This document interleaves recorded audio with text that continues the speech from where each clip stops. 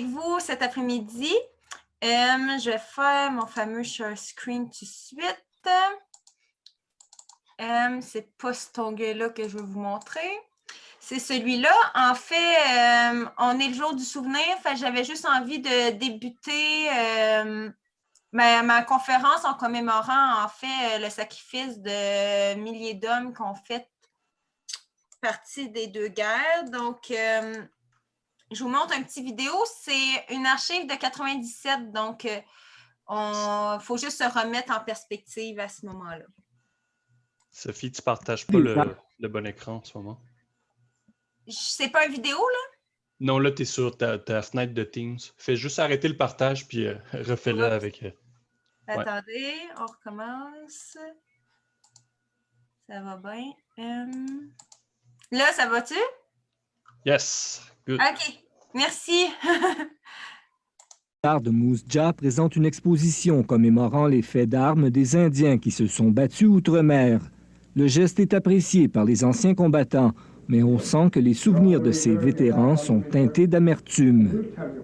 It's good, but the government still doesn't recognize, in the sense that nothing has happened, you know?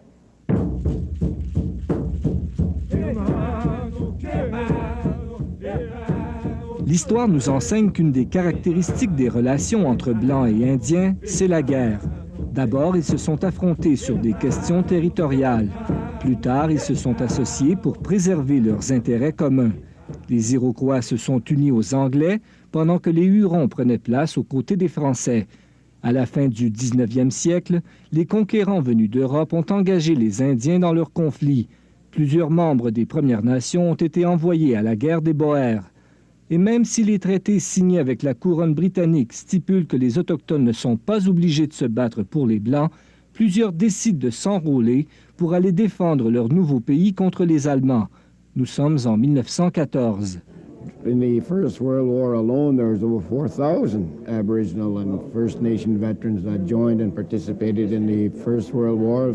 Again, 4,000 in the Second World War and about 3,000 for the Korea War. Pour les Indiens, la guerre est une expérience mémorable où ils apprennent la coopération entre compagnons d'armes pour se défendre contre un ennemi commun.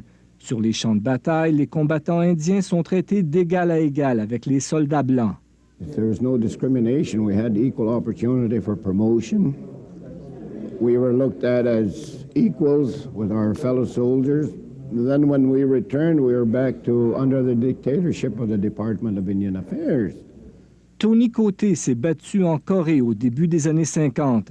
Après avoir été honoré pour ses exploits sur le champ de bataille, il se bute au racisme une fois de retour dans sa réserve près de Yorkton, en Saskatchewan. You couldn't leave the reserve without a permit. In order to seek employment, you had to get a permit. If you wanted to sell any of your livestock, you had to get a permit. A permit this, permit that, for everything.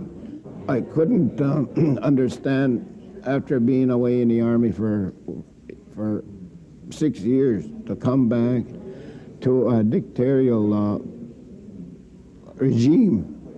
Ce genre d'expérience n'est pas unique aux vétérans de Corée. Howard Anderson a participé au débarquement de Normandie. Son retour au bercail l'a laissé amer. It wasn't good. We ended up back on the reserve, and for some reason they wanted to keep us on the reserve. We couldn't get land off the reserve, and there was a law at that time that you'd get enfranchised if you got land off the reserve. Laissés à eux-mêmes, les anciens combattants autochtones ont de la difficulté à survivre. George Terry était brancardier en Italie lors de la Deuxième Guerre mondiale.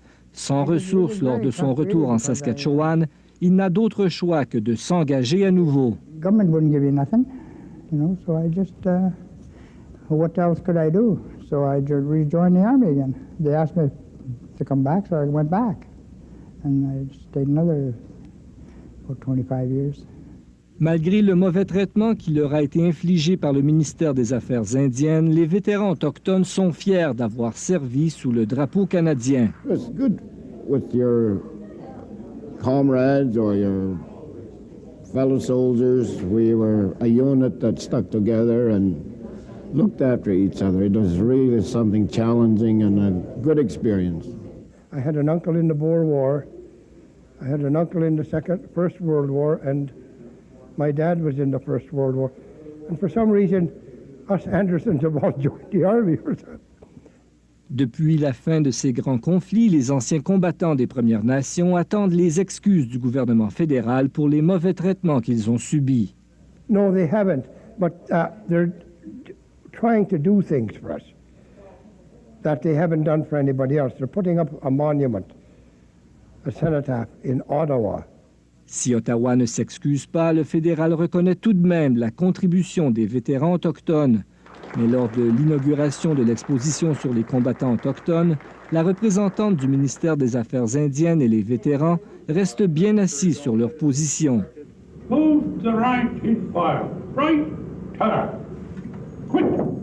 Un rapport sénatorial qui relate le traitement réservé aux vétérans indiens a été déposé en 1994. Une des recommandations contenues dans le document insiste pour que le fédéral présente des excuses aux soldats. We were there fighting in the trenches with them and suffering the same as the non-Indian veteran.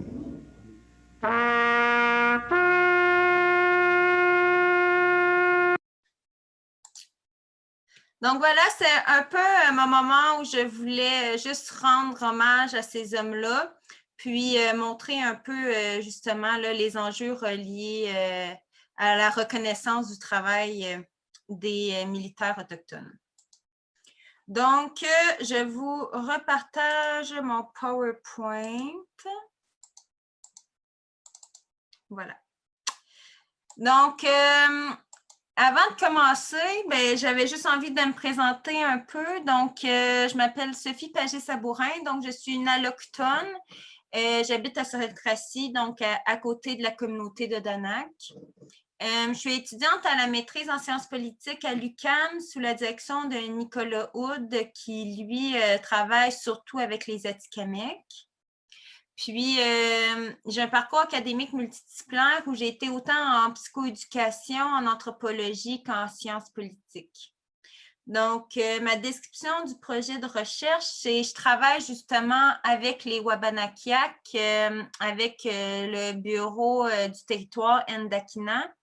J'évalue en fait l'impact d'une nouvelle loi fédérale de comment évaluer les gros projets.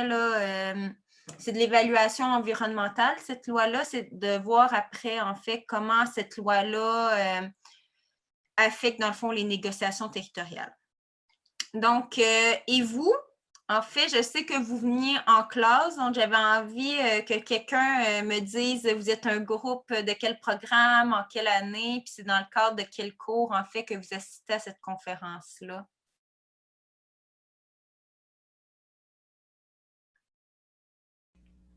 Que quelqu'un peut me répondre?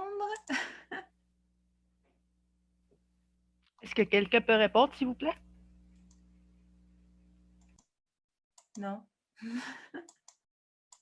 Alors, moi, je suis une étudiante de Kiona, puis je suis dans le programme de sciences humaines. Super, merci d'avoir répondu. Donc, on va continuer. Voici l'ordre du jour. Donc, je veux vous parler de l'obligation de consulter et d'accommoder. C'est surtout de ça qu'on va discuter. Les limites de la consultation, la loi d'évaluation d'impact, le projet de maîtrise que je vous parlais sur lequel je travaille, puis discussion, questions, etc. Non, ouais, c'est ça que je veux faire. Donc, tout commence en fait par rapport aux consultations territoriales. Ça commence vraiment à la proclamation royale de 1763 que vous avez très probablement vu dans plusieurs de vos cours.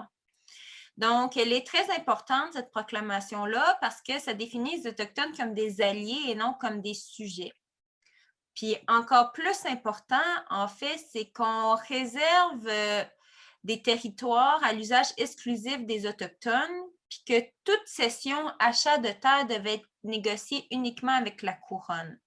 Donc, on voit sur la petite carte tout le territoire orange là, qui était en fait des territoires réservés.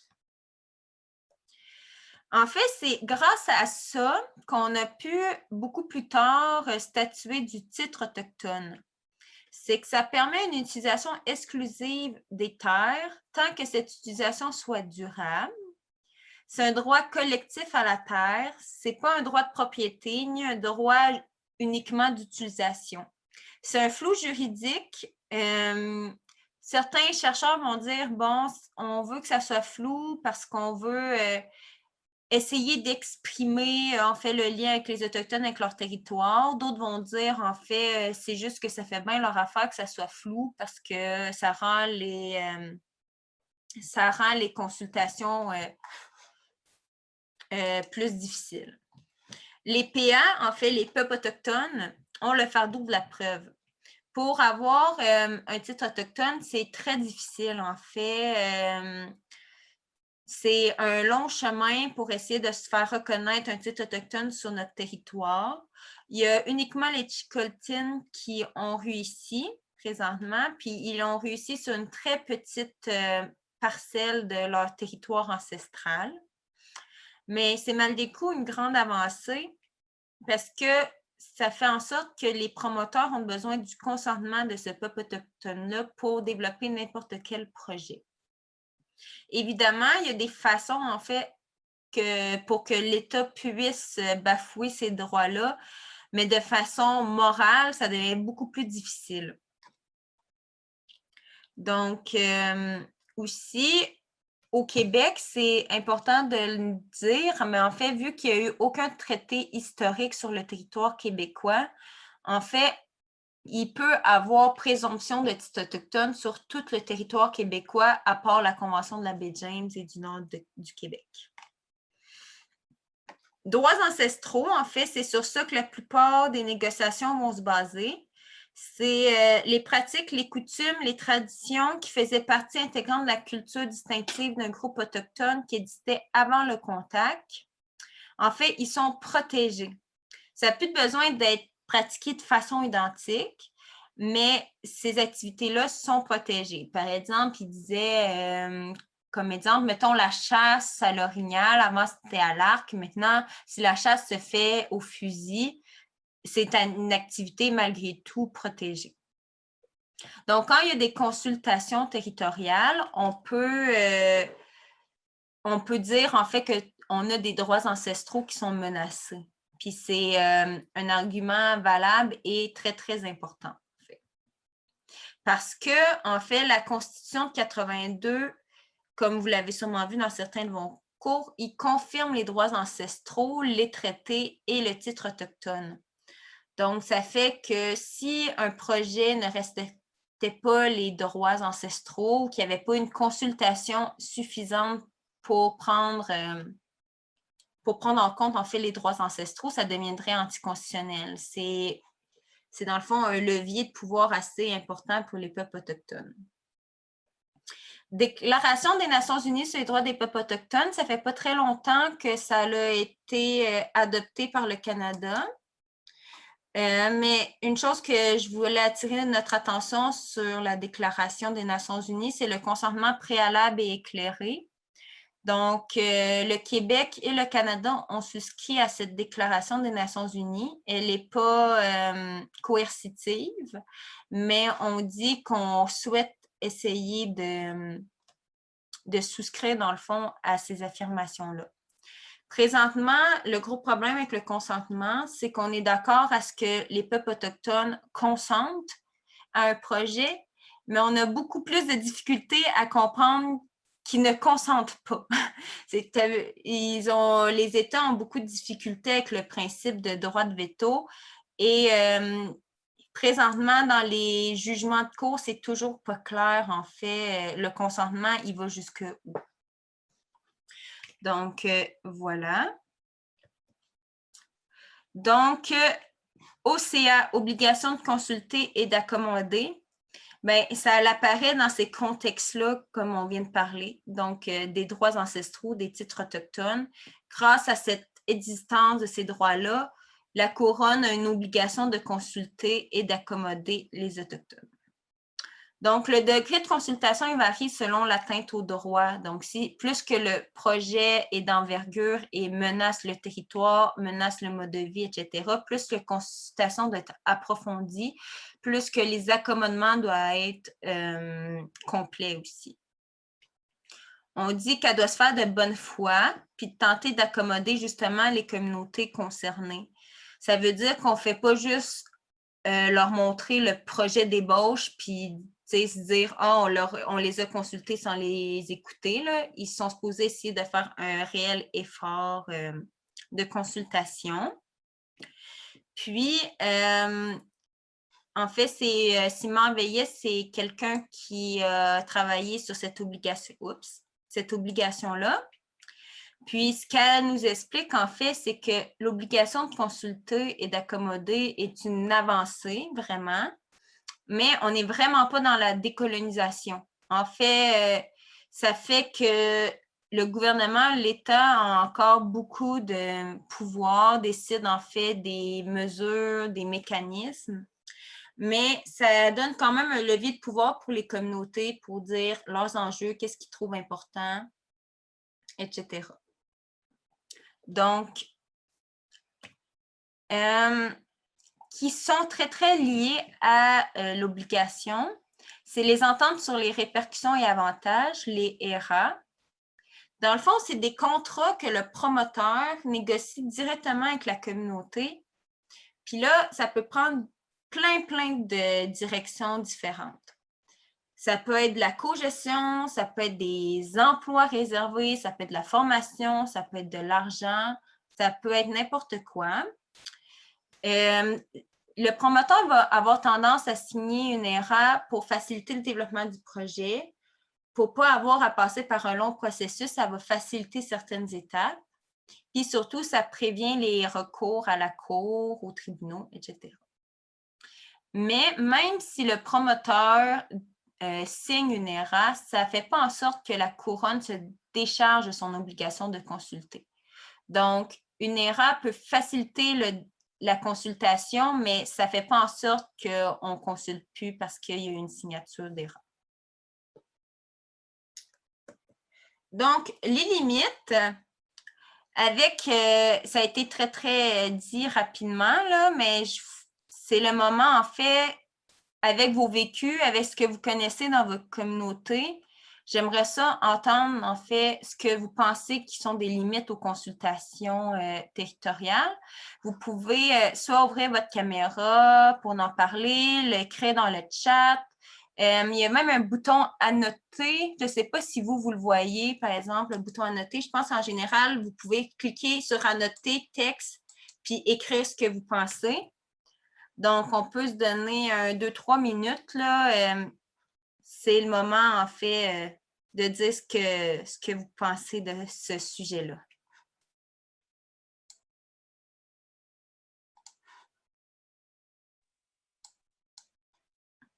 Ah, il y a des chats qui arrivent. Non. On n'a pas le bouton « Annoter ». Bon. Bien, je vous propose alors de l'écrire dans le chat comme vous venez de le faire. Puis, ou encore, vous pouvez tout simplement demander à ce qu'on vous qu'on vous donne la parole. Vous pouvez lever la main. Pour ça, il faut que vos écrans soient allumés, là. Si vous levez la main, on va vous donner la parole. Ou vous avez simplement à ouvrir vos micros. Honnêtement, je trouvais que c'était vraiment un sujet qui était intéressant. On dirait que c'est juste que j'ai pas de questions, on dirait, qui me viennent pour l'instant. Puis là, je trouve ça dommage qu'il y ait personne qui en ait parce que c'est vraiment un sujet que je trouve particulièrement intéressant. Là. Je sais pas comment le dire autrement, là, mais je vais chercher une question, là, puis je reviens là-dessus. Merci. Toi, Marilyn, tu n'as pas d'idée sur c'est quoi les enjeux qui sont liés à la consultation territoriale? Colin, je suis pas une... Je me prends par surprise. C'est une bonne colle, hein? Oui, c'est ça, effectivement. Les limites, Je sais pas. Si tu m'emmènes sur une piste, là, je pourrais te parler pendant. Ben là, Regarde, on va passer à la prochaine slide alors. Moi, j'aurais juste une question. Quand tu parles, c'est peut-être à cause du mot limite là, qu'on bloque, là, parce qu'on dirait, je comprends pas ce que tu veux dire par limite de consultation. De quel genre de limite? As-tu un exemple qui pourrait nous donner une meilleure définition sur ce que tu veux savoir aussi? Oui, merci. Oui, en fait, ce que je veux dire, limite, c'est tout ce qui est les problèmes avec les consultations territoriales. En fait, est-ce que vous pensez qu'il va y avoir un rapport de force égal entre le gouvernement puis les conseils de bande ou le bureau de territoire? Est-ce qu'on va avoir la même conception, par exemple, du territoire? C'est ce genre de questionnement-là. Là. La définition pour le gouvernement et pour les Autochtones, c'est différent, je pense. Est-ce que ça peut être une limite? Oui, tout à fait. En quoi que les conceptions seraient différentes selon vous? Je crois qu'on n'a pas les mêmes valeurs. Hein? Ben, pas les mêmes valeurs, mais on n'a pas les mêmes. La même définition. Oui, c'est ça. On ne croit pas tous aux mêmes choses. Fait que je pense que nos limites sont différentes pour tout le monde. Pour certains, ça va être qui ne croiront pas que les Autochtones vont avoir un droit de parole égal à un Allochtone. Tandis que d'autres vont croire beaucoup que oui, les Autochtones ont toute la place qu'ils veulent. Puis, en fait, je pense que ça dépend où on est. Ça peut être aussi, ça appartient à qui le territoire?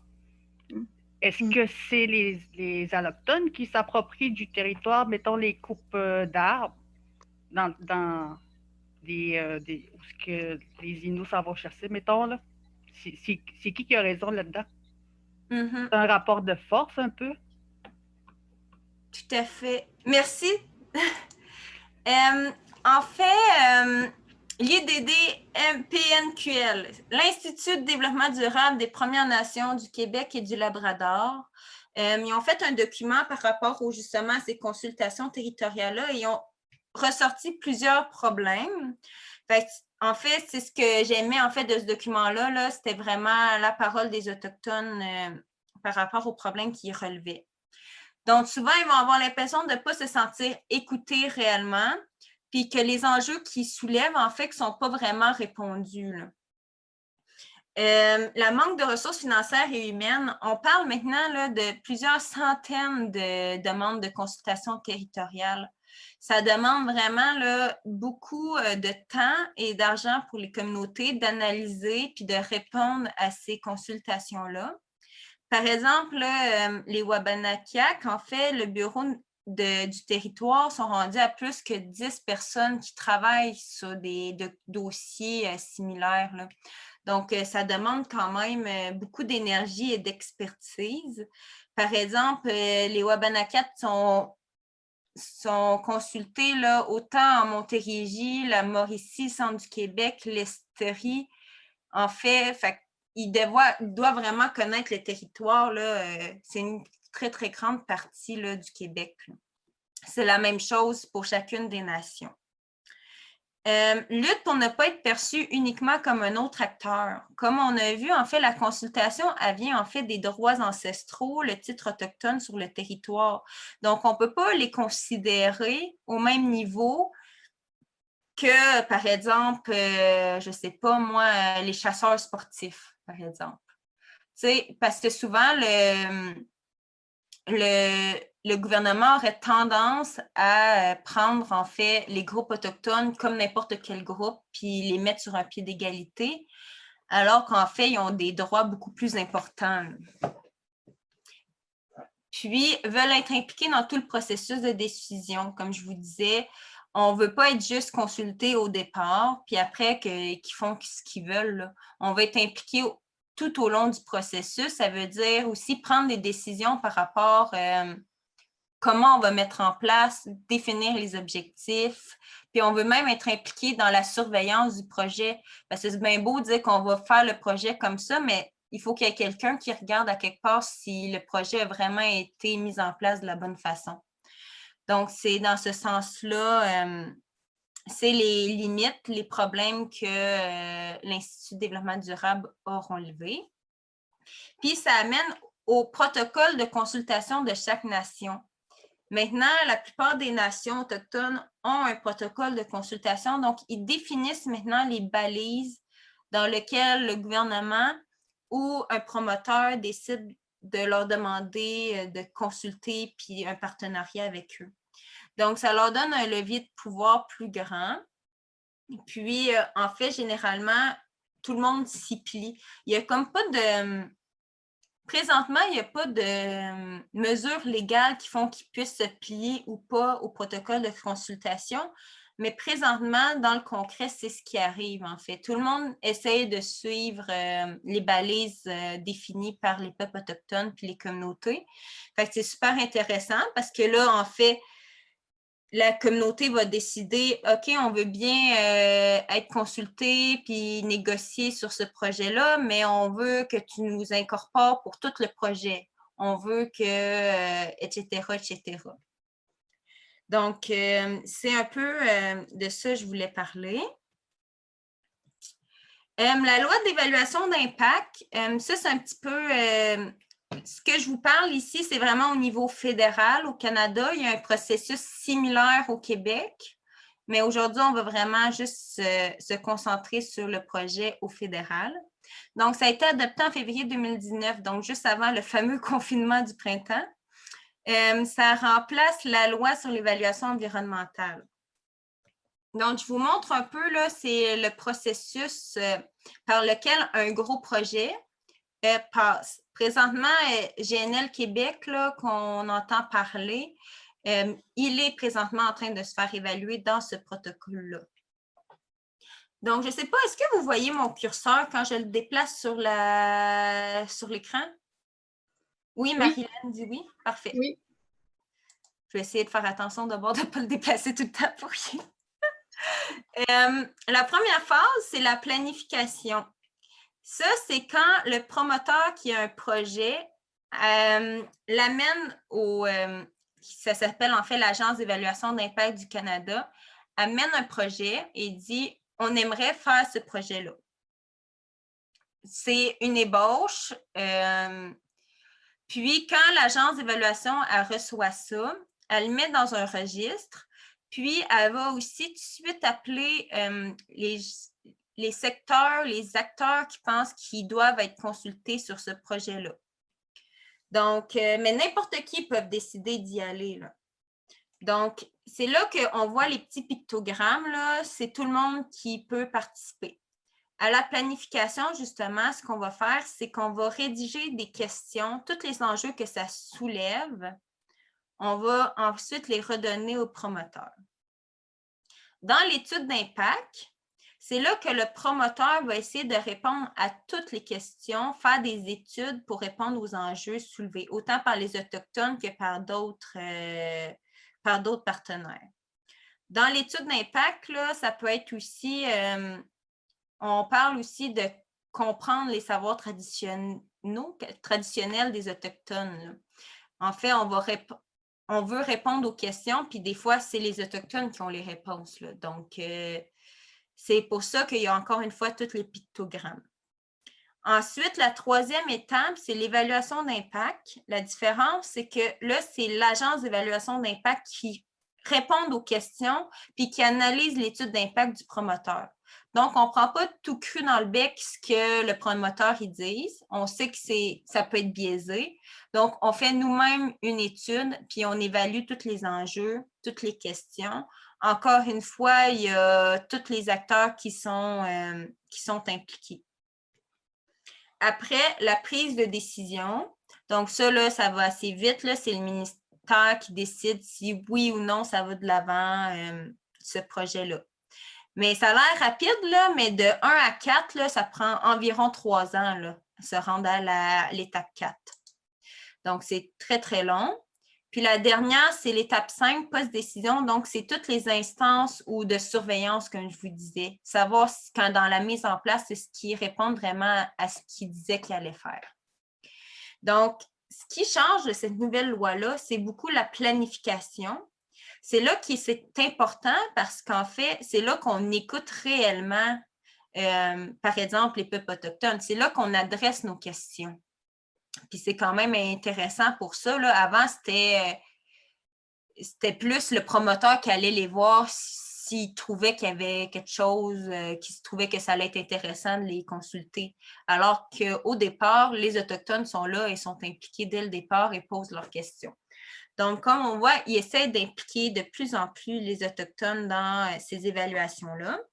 Puis, en fait, ils disent, là, c'était pour répondre aux problèmes de consultation que je vous ai parlé tantôt, mais aussi par rapport à la Déclaration des Nations unies des droits des peuples autochtones. C'est aussi dans cette mouvance-là où on veut les impliquer et respecter les droits.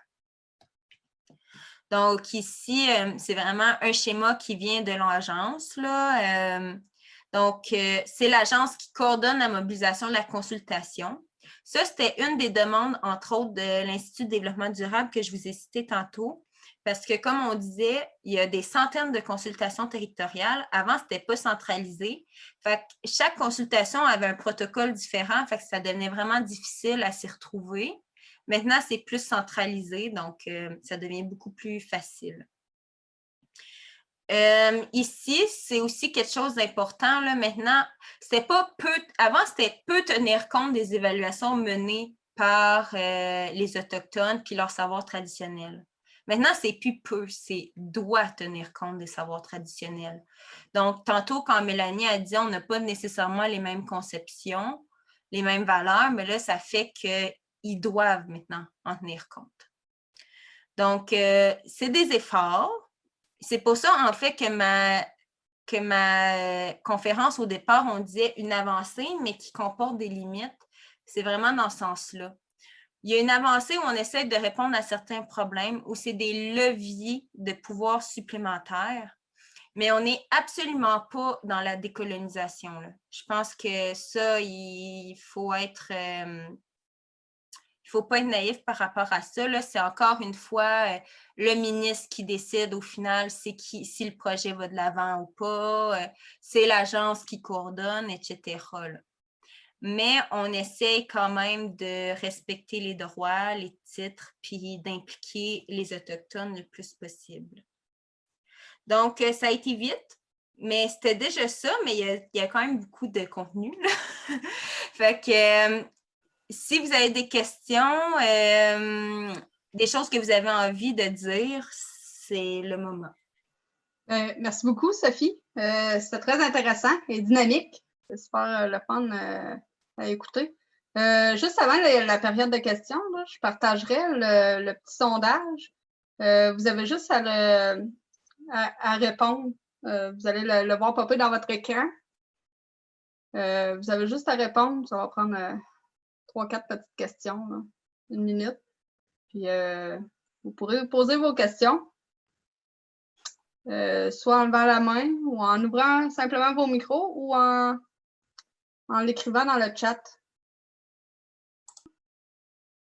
Puis, Sophie, tu peux fermer ton partage d'écran. On va te voir mieux. Super.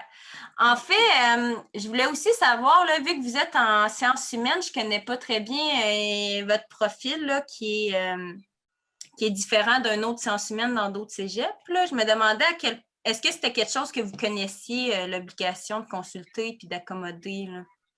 Parce que je vois que vous avez quand même eu, je vois qu'il y a Julie Despelteaux qui est présentement en ligne, puis ça, je trouve ça bien drôle parce que j'ai lu sa thèse récemment pour mon travail de maîtrise, fait que c'est quand même intéressant. En fait, les étudiants n'auront pas le choix de dire qu'ils ont étudié en métaux le PCAP, donc les principes, les grands principes. N'est-ce pas, Jérémy, Amélie? Je ne vois pas les autres. Par cœur. Effectivement. Ah. Fait que finalement, c'est des choses déjà sues, là. Non, c'était très intéressant. On a vu les principes la semaine passée en métaux. Ah, OK.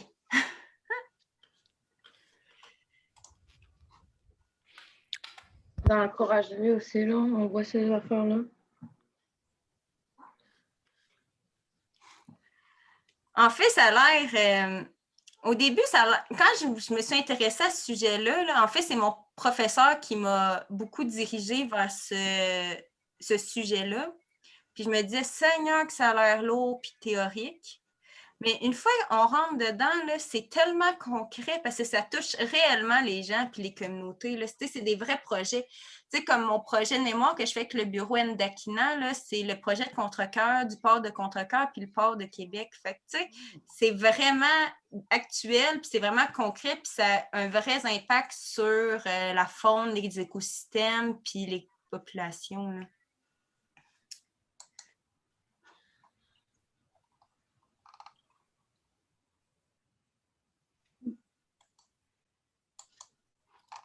Je ne sais pas si tu vois les messages là, sur le côté. Là. Isabelle Bilvaux, excellente présentation.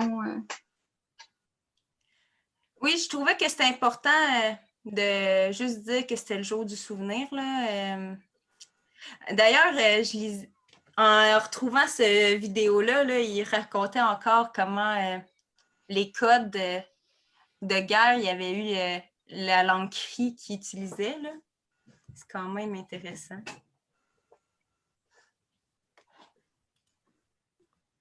Est-ce que vous avez des questions?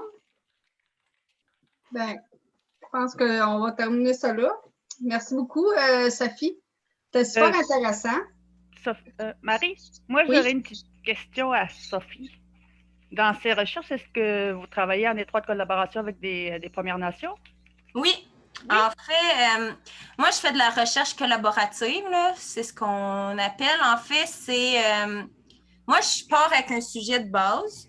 Puis moi, j'ai choisi les Wabanakak parce que j'habite à Sorel, fait que je trouvais que c'était logique. Ah, ben là, voyons. Excusez.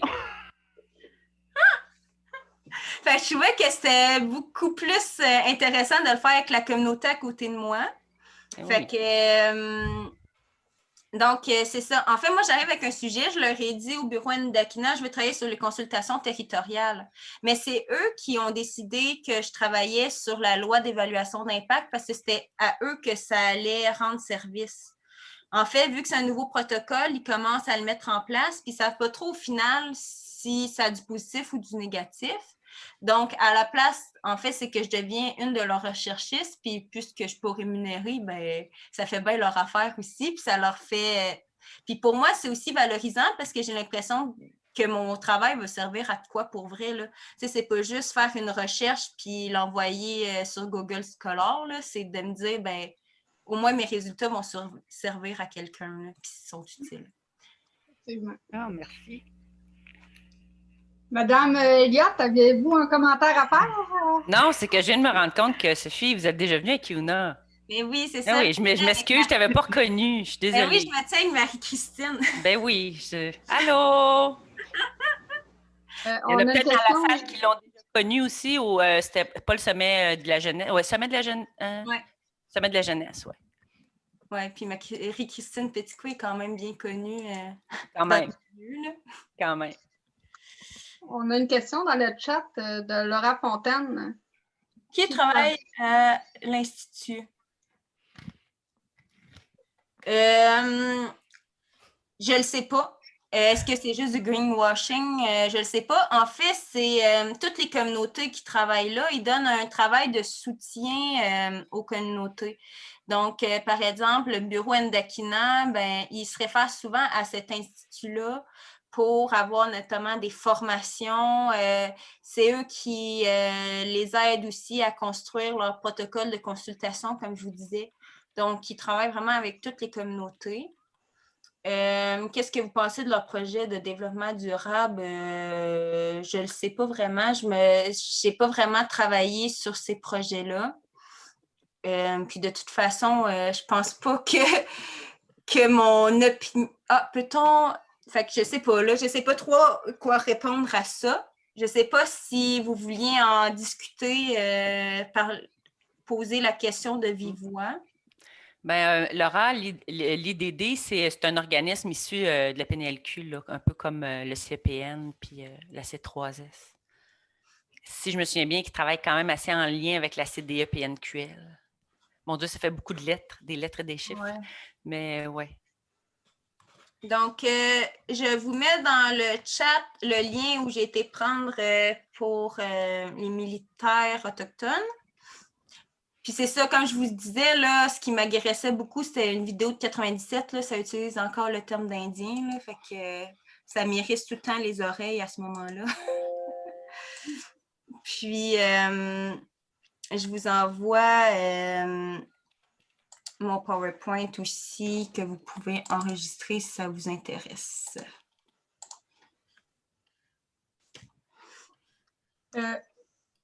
Voyons. Il va y avoir d'autres conférences demain. Je veux juste dire au public que demain matin, je ne suis pas capable de partager la fiche pour demain. Là. Je ne sais pas si Mélanie ou Fabienne pourraient Je l'ai pas. le faire. Ou Chantavi. En tout cas, demain, il y aura encore 3 autres conférences. Ah, merci Chantavi.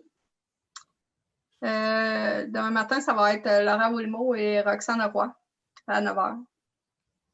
Puis il y aura aussi dans l'après-midi. Je n'ai pas ma feuille. C'est super. Dans l'après-midi, c'est Hélène Gabriel demain? Oui. Ah oui, demain midi. Demain midi, oui, demain midi. Et demain après-midi, à 1h30, Philippe Boucher et Vanessa. Oui. En tout cas, merci beaucoup, Sophie. C'était très intéressant. Et si on n'a pas d'autres questions, on va arrêter ça là. Ben, merci beaucoup en tout cas de l'invitation. Puis c'est correct que ça dure moins longtemps. Dans le fond, Taiyaki, il avait plus de temps. Fait qu'on fait c'est ça. On se partage le temps. Merci beaucoup. Merci. Bonne fin de journée. Vous aussi. Merci.